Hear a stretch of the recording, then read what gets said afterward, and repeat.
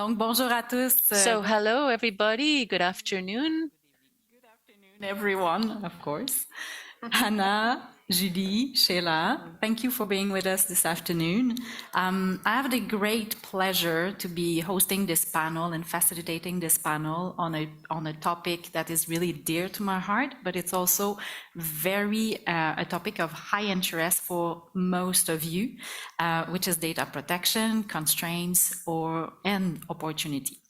As we've seen so far from the various panels during the conference, during the forum, innovation is everywhere. Innovation also has a significant impact on the growth of financial institutions and fintech, of course. At the center of innovation, there's of course data. Data that nowadays has to be leveraged to support the growth of an organization, any type of organization.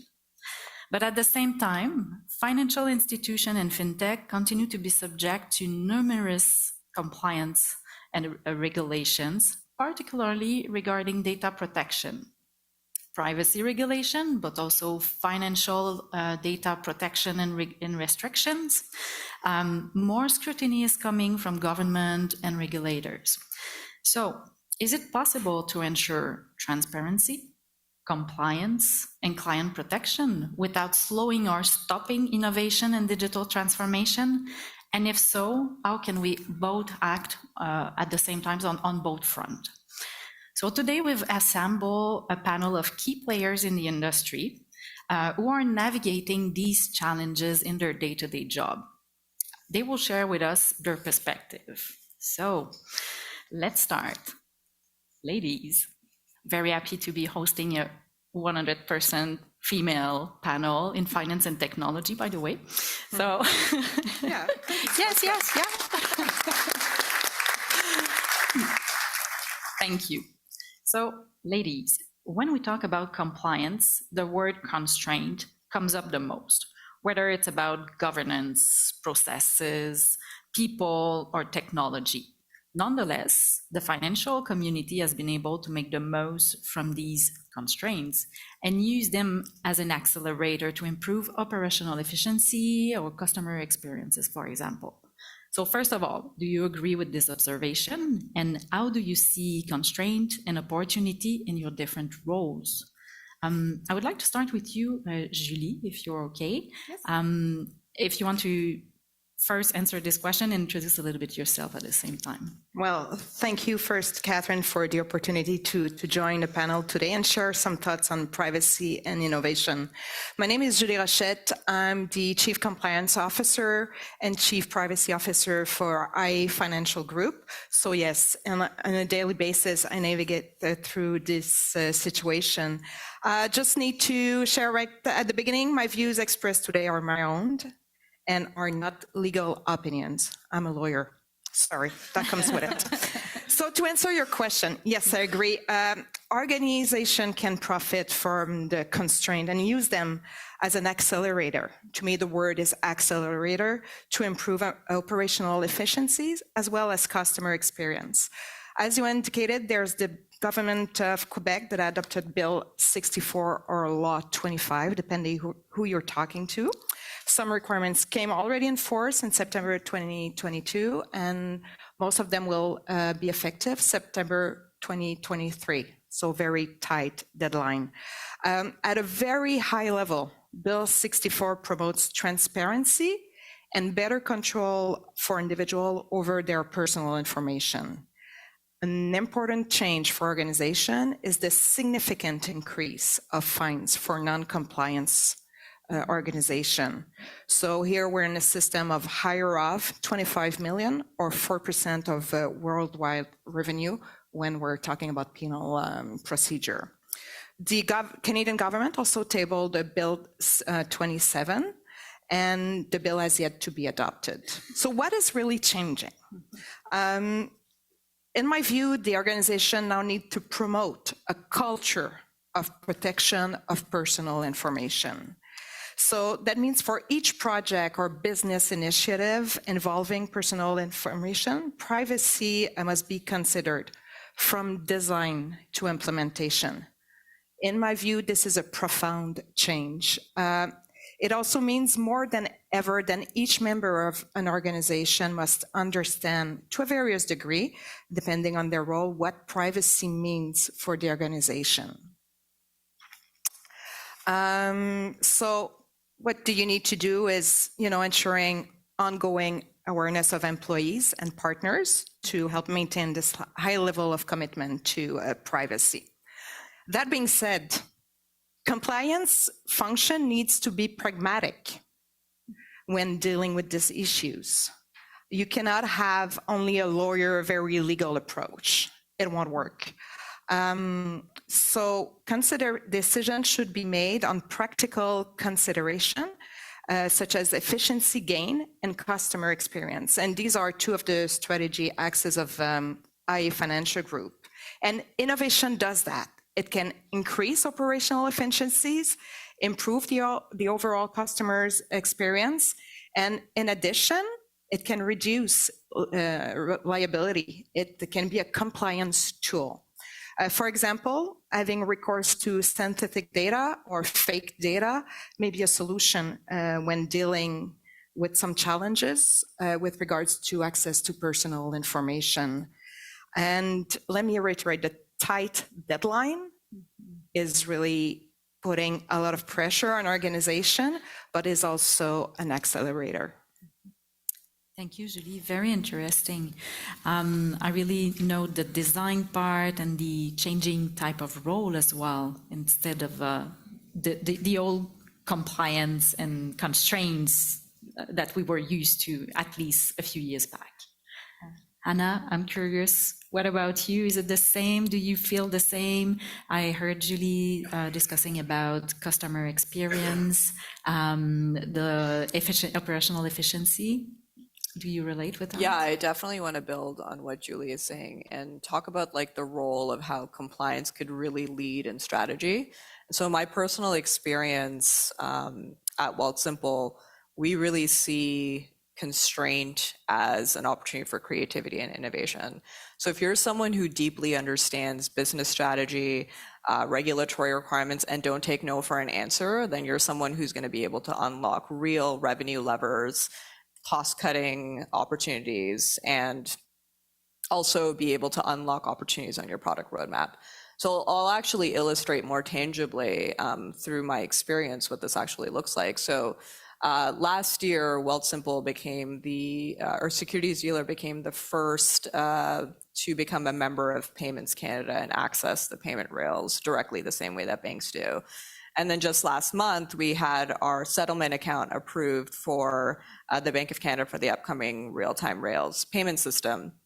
And this is largely done through deeply understanding sort of the public policy, regulatory requirements, and business requirements intersecting and finding opportunities to do that. So, if you're really radical enough, you'll let your compliance team sometimes take the lead on business strategy. And so I think the differentiation here is that compliance teams actually deeply understand how regulators work. And regulators want to enable innovation to some extent, but their mandate is consumer protection. So I think what's really important to demonstrate is if you want to innovate and be at the table, you have to do the work. So if you want to have access to, some of the opportunities that I described earlier, we had to really demonstrate that we operate at a very high bar. So investing in our anti-money laundering program, our privacy program, our risk management practices, compliance practices, and demonstrate that we're operating at this high level in order to get access to potentially novel and creative opportunities. So regulators feel comfortable in exploring these new concepts and ideas, knowing that they're not putting consumers at risk at the same time. So very interesting. So instead of doing stuff hiding from the regulator, is putting yourself up in front of the regulator, showing that you're doing right and you can even innovate and accelerate the growth and customer experience, etc. Very interesting. Thank you. Sheila, your turn now on the same question. Do you relate as well as the same as the Julie and Hanna? Yeah, we're viewing it from a technology perspective. Honestly, technology, we love change. That's our business. So the more compliance changes that's being thrown at us, we love it because that's opportunity for us. So I would definitely agree that perceived constraints are always an opportunity for us to bring things to the next level and prove ourselves. And as you know, I'm sure our panel goes on, we can identify additional opportunities to improve our current processes. So it's absolutely a great thing. And really, when we integrate technology into these constraints, we can do so much, like automating all the mundane tasks, the boring stuff, so that we can really allow the back office, the advisors, and the regulators to really focus on what matters, which is the human side of things, the investors that they're trying to protect at the end of the day.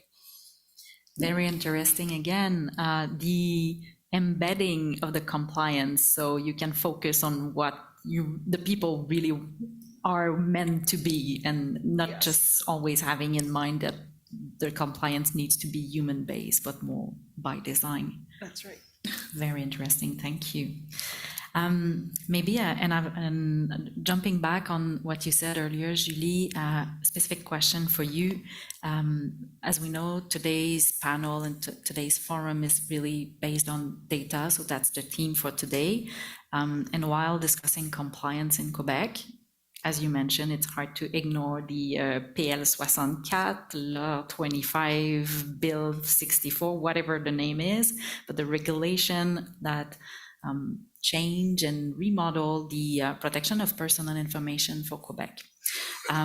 So it has obviously a significant importance on the financial sector. So as Industrial Alliance Chief Compliance Officer and Chief Privacy Officer, can you share more details about the impact on IA and how you are overcoming that? Because it's still, as you mentioned, it's still under progress with the different stage of the regulation. Yes, sure, with pleasure. I'm going to start by sharing with you some of the changes that are relevant to today's discussion, and then I'm going to speak more about, from an innovation or technology point of view, how we navigate through this. And so there's, as I said, these are not legal opinion, and there could be differences whether you're talking about the federal act or Quebec, but we're above that, right? So basically, right now, individuals or people will have more, it's an increased control over their information. That means that you have to make sure that your process include a right to withdraw consent for secondary purposes. So that's practically, operationally, that's a big change. There's also a requirement to complete a privacy impact assessment when you want to acquire an IT system, which involves, that's an example, processing of personal information. And that's a best practice that is already known and mentioned by the Canadian Privacy Commissioner of Canada.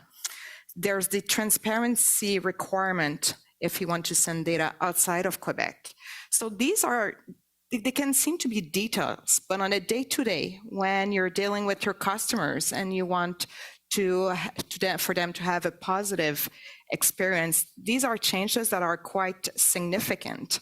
So there was already an abundance of privacy risk, right? Ranging from unethical use by employees, for example, or identity theft. But with the new legal requirements, it's increasing the regulatory risk for any organization. To conduct a privacy impact assessment, you need to do it at the beginning, at the design stage of your product or service or transformation you want to operate. So it's really a change in how you do things, how you collaborate within an organization. Now, what can technology do? Well, it can help solve some of these issues or challenges, such as, get an IT solution to manage your client consent. That's quite simple, but when you want and need to implement that in an organization that has either several business units, IT system, and all that, it could be demanding, quite a big effort, but at the same time, this is the key, right? To make sure that in the future, you send the right publication to the right people. Don't forget, there's this right to withdraw consent. So that's going day in, day out, the list of your clients that have agreed or consent may change every now and then. But I mentioned also the use of fake data or synthetic data. It's another opportunity that we're currently considering at IA. So I mentioned I'm a lawyer, so I really need my notes for this because that's getting a bit technical here. Synthetic data can capture the statistical properties of high-dimensional data sets. So as a result, the information could remain available to the organization as non-personal information. So from a technical point of view, there is a difference between anonymized and synthetic data. Although synthetic data is often defined as a method of anonymization, the manipulation of the original data differs. So some synthetic data generation methods do not simply rely also on the original database. So this is why we're talking about fake data. So there are different ways to create synthetic data. And for example, it's possible to create data by using only business rules that can reduce or eliminate the risk of re-identification. My understanding is that research and development in that field seems promising. So as a compliance officer and chief privacy officer, please keep working on developing great technology and research on that, because there's some practical application when large set of data are required by an organization. If you want to send a large set of data outside the organization to students, for example, to develop a model that's in the insurance world. This is something that is very useful and benefit our clients. If we want to reduce also the time for proof of concept, right? It's easier for a new product or service. You have your large set of fake data, you put that in the system, and accelerates the production or the go live of your new service. You can use it to train an algorithm, or you can even have a sandbox where, for a development environment for testing large project. However, fake data, putting back the compliance officer hat on, is not risk-free. So the data can be re-identified, and the data can also contain biases that's just going to keep repeating in the model you're training. One very practical thing about fake data or synthetic data is it takes time. And so if the creation of synthetic data could be automated, this is one good thing for you, efficiencies could be gained. So the automation also of synthetic data is very useful, but it's not bulletproof, and the risk of bias remains. Finally, my last note on this is we see a lot of democratization of data. And to me, this is a very great opportunity and for sharing and advancement to arise. And we see publication of data set by companies now that can accelerate research and learning. So for insurance, risk management, wealth sector, scientific research, automotive industry. I mean, there's so many applications possible. Thank you, Julie. The partnership between lawyers and IT is not that usual, or it's not something that we see as much. Oh, we are tending to see it a little bit more. I didn't view this when I became a lawyer. Thank you. Hanna, I want to take a little loop as well with you on, well, we hear a lot in Quebec on Law 25, there's the Bill C-27 as well for the rest of Canada, but Law 25 is not the first privacy legislation in the world or even in Canada. We already know that data protection regulation applies in the rest of Canada in all the provinces and in the world as well. So we also know that the challenges shared by Julie can be applied in compliance in general, not only personal data, but financial restriction as well. So you're the compliance officer at Wealthsimple. Do you recognize yourself in Julie's story and experience? And how did you at Wealthsimple overcome compliance and regulatory challenges? Yeah, I think Julie did a great job in sort of outlining what's to come with these layers of privacy frameworks that we're going to see. I think the core of the theme that I'm seeing with all of them is the paradigm shift in having the consumer being in control of their data. And so with that said, sort of the approach that we take at Wealthsimple, and I think most fintechs hopefully, is this privacy by design approach, where you'll have the legal, compliance, product engineering, design teams in a room together at the inception of a product, and you will design the product from the ground up with, privacy and other regulatory requirements in mind. So you have that frictionless user experience with, the great designs that we like, but it's still meeting the requirements that we need, not just specific to privacy, but anti-money laundering and et cetera. I think one of the themes that I'm seeing, or a few of the themes that I'm seeing across these different privacy legislations, is you have things like confidentiality by default, which is really like when you sign up for an application, you have the highest level of privacy settings enabled, and then you opt out, which is sort of the inverse of what we see today. Like revoking access, I think, is really, really important. Data portability and mobility. I think the last piece, data portability and mobility, I find the most interesting, because this is really like the foundations of what is needed for open banking. And so when I think of data portability and mobility, I think what's particularly interesting about it is, again, putting the consumer in control of their data. So the consumer can decide how and when and with whom to share their data. So no longer is the private organization in complete ownership and control of your data, it's the consumer. So you get to decide. And so I think what's really interesting about this shift is that it ultimately will make, if implemented correctly in like the intention that we want to achieve, I think what'll end up happening is that I'll use the analogy of what we see in the telco sector, actually, to explain, I think, the significance of the shift. And so the analogy I usually talk about is like the portability of your phone number. So if you remember, like a decade ago, we got the ability to be able to port our phone number over to other service providers. And so telcos fought tooth and nail to prevent that from happening, because clients were very sticky. Like, imagine how inconvenient it was to move your phone, or like change your phone numbers every time you want to change your phone plan. It had people stuck. Your phone number is attached to your authentication services. It's on all your business cards. Super inconvenient to move that. So when we got the ability to port over our phone numbers to other service providers, it actually forced telecom companies to actually compete on like features and price and reliability and service. And don't get me wrong, there's a ton of work to be done still in terms of competition.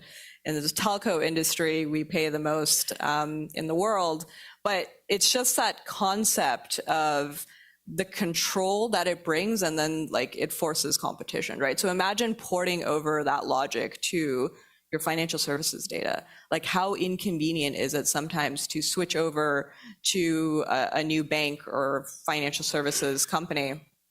Even small things like, I open a bank account at another institution, I have to like add new billers and my transaction history and all of those things. Imagine if you could just take that with you, because it's your data. So I think it's really exciting also, again, depending on if it's designed and implemented in the right way. I think the intentions are there. I think it just comes down to how all of these things intersect. Thank you. Ownership of data, you got me. Speaking your love language. Yes, exactly.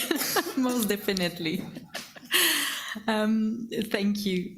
Sheila, we heard a lot in terms of technology supporting the design. So as VP of Solution Engineering at Mako Fintech, how a fintech such as Mako can help a company deal with its compliance issues, and what role can market-based technological solution plays in addressing those different issues and design.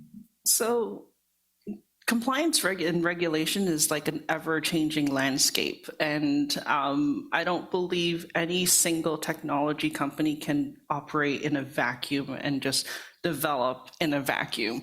It really takes a community, it takes a village to discuss and stay in the loop as to what the best practices are, so that we have the end client and our customers at the top of mind. So to stay in the loop for Mako, we participate in industry discussions, like we're a member of the Canadian RegTech Association. We're also participating in the Ontario Securities Commission Test Lab. So there's a lot of feedback and integrations that we constantly take into consideration to improve our offering and our solution.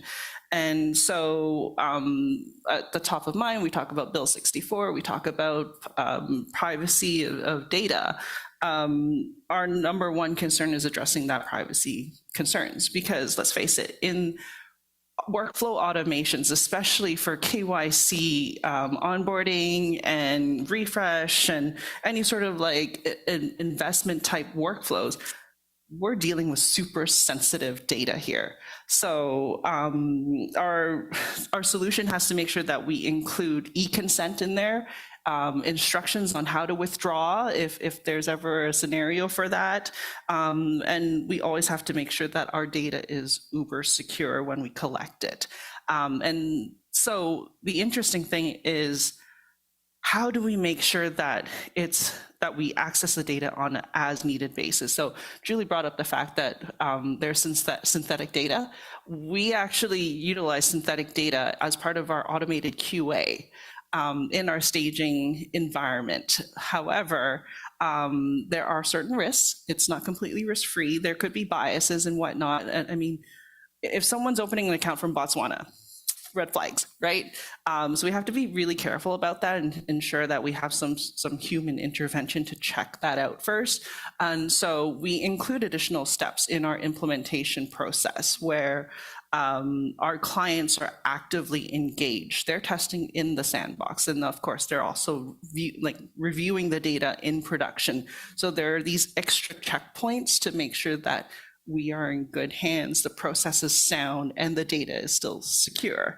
And the other thing is on an ongoing basis, because once the client goes live, we don't obviously just leave them hanging.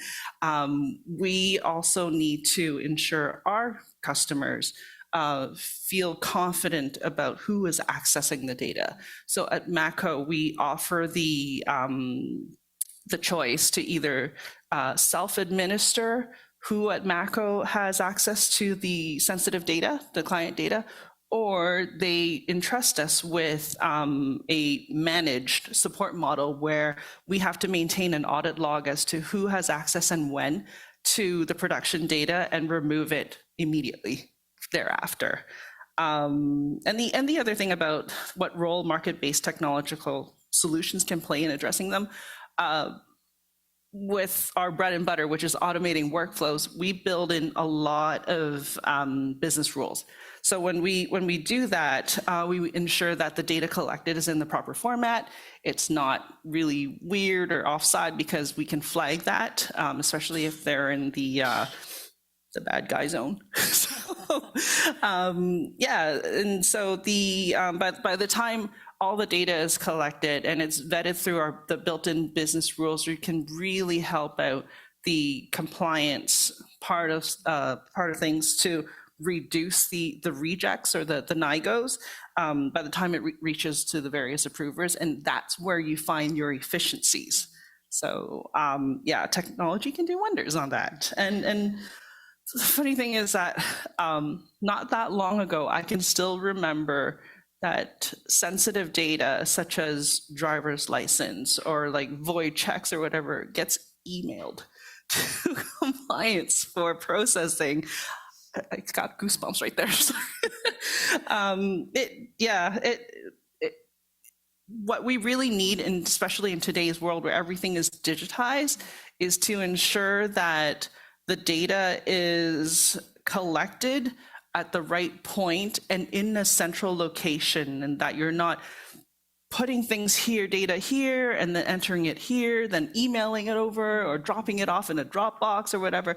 It should be centralized, and that also it elevates that client experience that Julie talks about and Hanna talks about. And so when everything is in a centralized location, we also reduce a lot of risk of data ending up in the wrong places. And for instance, e-signature, if we all know the e-signature vendors out there, the Hellos and the Docus out there, with the Mako solution, our e-sign is native to our solution. So that's one less point of data transfer that could slip up and end up somewhere that he shouldn't be going. And the other thing for us to stay uber compliant and to give that, warm and fuzzies to our customers is that we follow guiding principles to stay on top of the best security practices, really.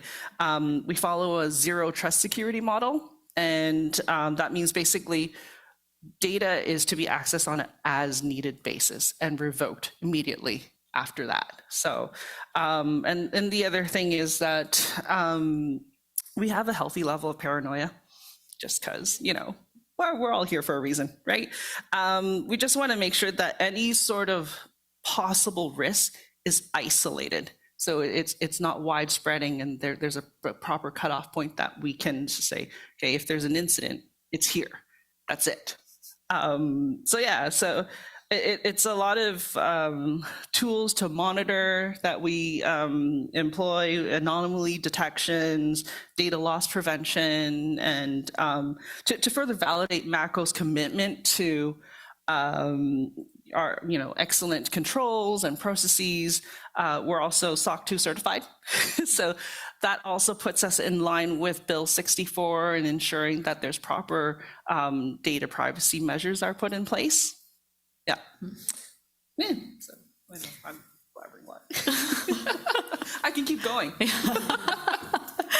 Thank you. And I hear customer experience, the efficiency, the design, but as well the building of the trust as well with the customer, with the client, and with the business. We're running short on time. The discussion is really, really interesting. Add one last question before we close, and or maybe let's do a quick 1 minute for the question. So, and what we've seen is that there's a change in the role of the compliance right now, and this role, as it seems that it's more a partner with the technology, with the business, and so. Do you agree with the observation that the role is changing and now compliance can bring as well value to the business and to the digital strategy? Maybe if you can do it in 1 minute and a half each or something.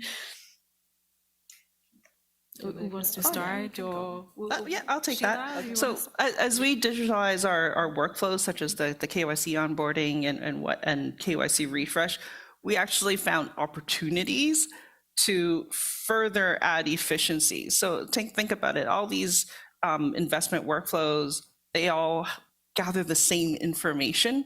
So with technology and the proper secure integrations, we can also mitigate the number of multiple entries of the same data across the board, because no system is a singular system. It's all integrated. There's a lot of things that get that tied together.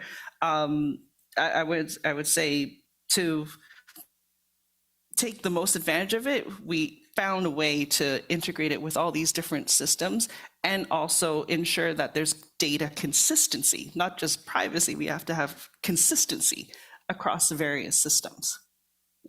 Thank you. I can go next. So I'll give you a really tangible product specific example of like that intersection again with like innovation and enabling it through like understanding data, privacy, regulation, all of that.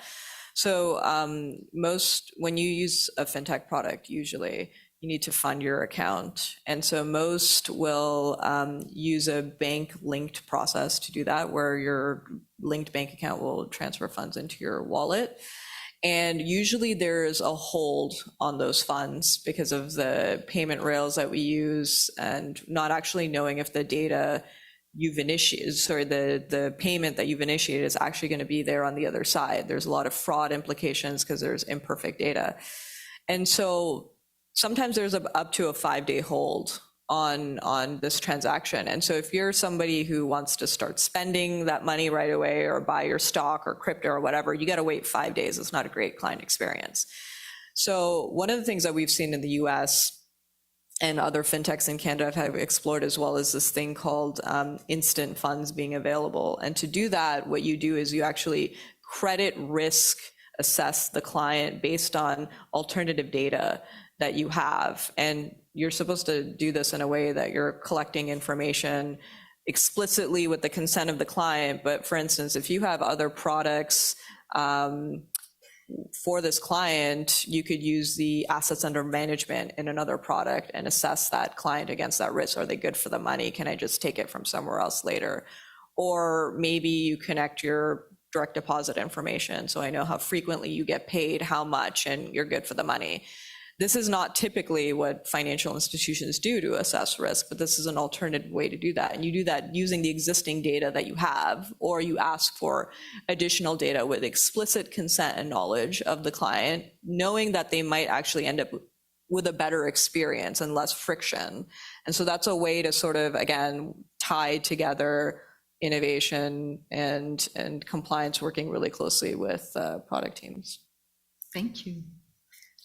Julie? Yes, well, maybe to conclude, data governance serves innovation. I mean, we need to think about data governance now as helpful way to make sure that we know our data, we know where it's located, we know who's using it, when they're using it, when we're collecting it. And so I think it's very important for that again, compliance sits at the table when you're thinking about innovation.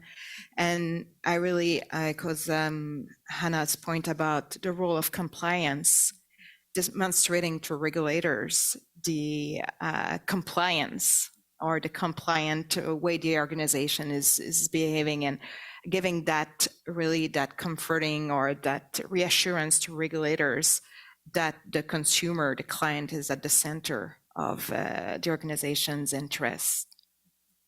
Thank you, Julie. Thank you. Just before we turn to question from the audience, maybe in a few words, what you would like the crowd, the panel, the people here to remember from this panel. Yeah, I think it's the earlier point that I made around, regulators want to enable innovation, but their mandate is consumer protection. So you have to do the work. Like you have to demonstrate that you deserve to be at the table. So if you have a scathing AML audit, for instance, that's more publicly aware, or a huge data breach, you're not going to be at the table. Thank you, Julie. Well, necessity is the mother of all invention. That's all I got to say. As for myself, when it comes to compliance, our mantra is work with it. Don't work against it. You might just discover some new opportunities in between. Very interesting. Compliance seen as an accelerator, yes, we can definitely say so. The new role changing, the partnership with the business, the strategy, and the technology, and the regulators as well. So not seeing the regulators as the bad and the ugly. So thank you very much, ladies. We do have time for, I would say, one question maybe from the audience. There's some microphone somewhere. Questions? Someone would like to break the ice?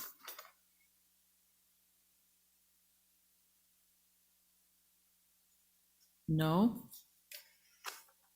So maybe a quick question for you all. What do you see in the future coming up? What would be another topic of interest? We've been discussing the Bill 64. What do you foresee? You discuss, Hanna, the open banking, open finance? Open banking, Would that be payment modernization, and how they intersect. The portability of your data, how you do that, and, you know, going outside of Quebec, outside of Canada, like globalization and portability is the next thing. How to do more with less, basically. It's like, you know, trying to mitigate multiple entries of the same thing and making sure there's still lots of control over what is being ported over. Thank you very much. I think we have reached the time for our panel today. Thank you, ladies. Merci beaucoup. Thank you, Catherine.